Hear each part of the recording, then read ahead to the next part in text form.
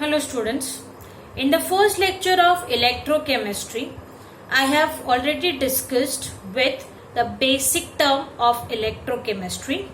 The second thing I started with was electrolytic cell, galvanic cell. The terms involved in electrolytic cell or galvanic cells like first, what is electrochemical reaction? Secondly, what are electrodes, that is anode or cathode? Then we did points of differences or comparison between electrolytic cell and galvanic cell. After doing the points of differences, the next thing we started was with electrolytic cell. In that I explained you what is meant by electrolysis, and we did a construction, reaction and result of electrolysis for molten NaCl.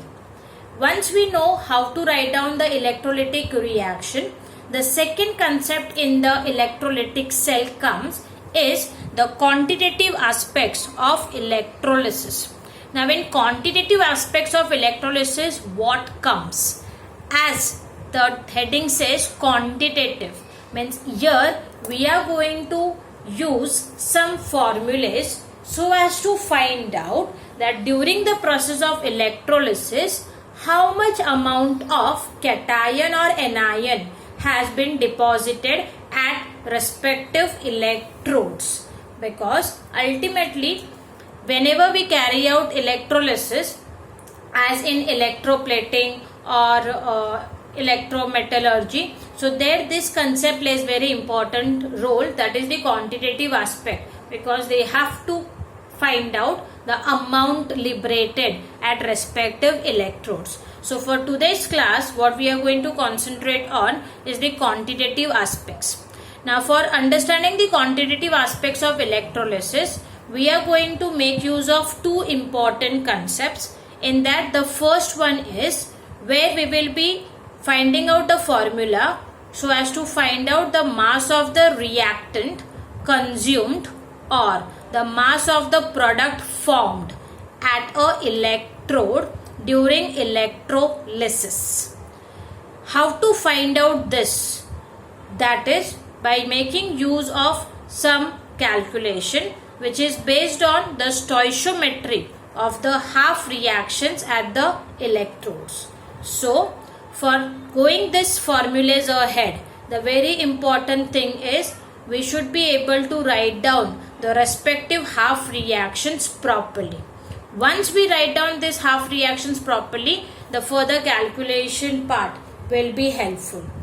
So for finding out the mass of the reactant consumed or the mass of the product formed, the formulas we are going to use is, the first thing we will be finding out is the quantity of electricity passed. The quantity of electricity passed, we find it out in coulombs, that is denoted as Q. Coulomb stands for C. For this we make use of a formula. It is a product of current passed in amperes and time in seconds. So when we take a product of this two, we get a amount of current or amount of electricity in coulombs. So the first formula will be to find out the amount of electricity, which should be in coulombs, and for that whatever current we take, its unit should be amperes and time should always be in seconds. Once we know the quantity of electricity passed, the second thing we do is the calculation of moles of electrons passed, because in this half reaction definitely those electrons moles are playing a very important role. So how do we find out the moles of electrons actually passed? Is been by the formula quantity of electricity passed upon 96500. Now what is this 96500? This 96500 is actually a value of 1 Faradays. 1 Faradays is equal to 96,500 coulombs. So 96,500 coulombs unit is coulombs per mole per electron. So coulomb upon 96500, if we do, that is electricity passed upon 96500, if I see the units, C upon C per mole electron, so that Cc gets cancelled and what we end up is mole electron. So that is why it is giving us moles of electron. So as to find out the moles of electron, so we divide our Q value with Faraday's value. That value is constant, 96500, 96,500. Okay, so this will give us the second calculation, that is calculation of moles of electrons passed. Once we find out the moles of electron passed, the third thing we will calculate is moles of product formed. For finding out moles of product, the formula we will use is Q upon 96500 into mole ratio. Means this is nothing but moles of electrons formed into mole ratio. Now the question arises, what is mole ratio? As the name suggests, it is a ratio of mole. Of what? It is a ratio of moles of product formed in the half reaction upon moles of electron required in the half reaction.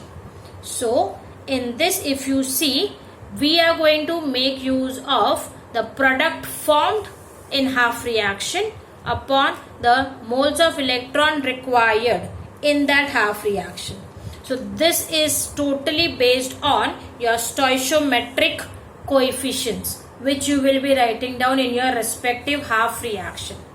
While writing down that half reaction, if there happens to be a mistake, that mistake will be carried forward over here by giving us a wrong answer.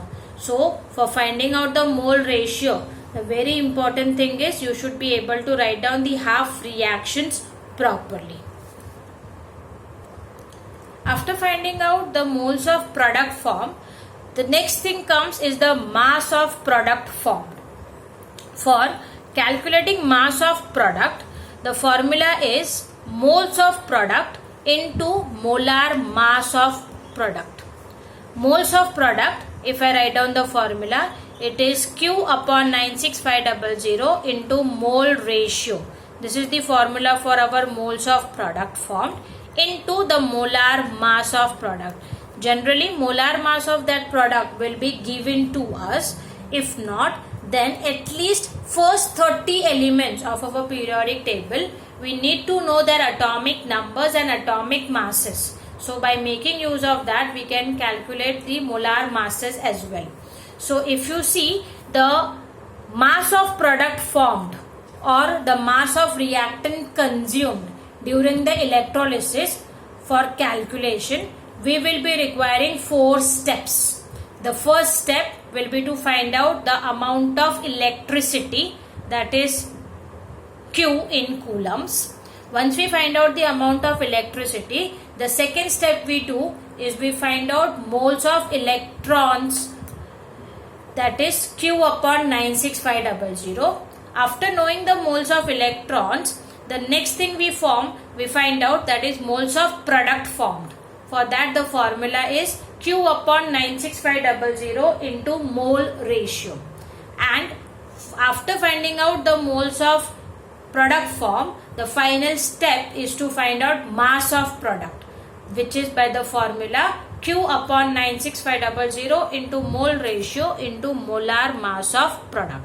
So these 4 steps will make us a conclusion at how much mass of product is formed at the respective electrode.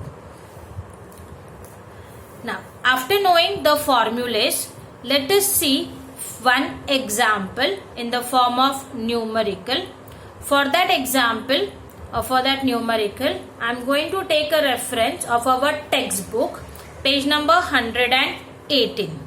In textbook page number 118, there is one question, question number 3, sub question 4, where they have given us that there is an electrolysis of molten calcium chloride taking up place by passage of 0.8 amperes current for 1 hour. During this time, how many moles of electrons are passed? That is what the question is asked. So based on the question, the given data is, first they have given us I, 0.8 amperes. Second, they have given us time 1 hour. But for our calculation, we will not use our time in hours. We need to use our time in seconds. So very important is do that conversion. 1 hour is nothing but 3600 seconds. After that, they have given us molten calcium chloride. So calcium chloride will dissociate to give you calcium 2 plus ions and 2 chloride minus ions. They have asked us to find out moles of electrons passed. For this, the formula we will be making use is Q upon 96500. But I don't know Q value here. If we remember, Q we find out by I into T, whose values are known to us. I in this is 0.8 amperes.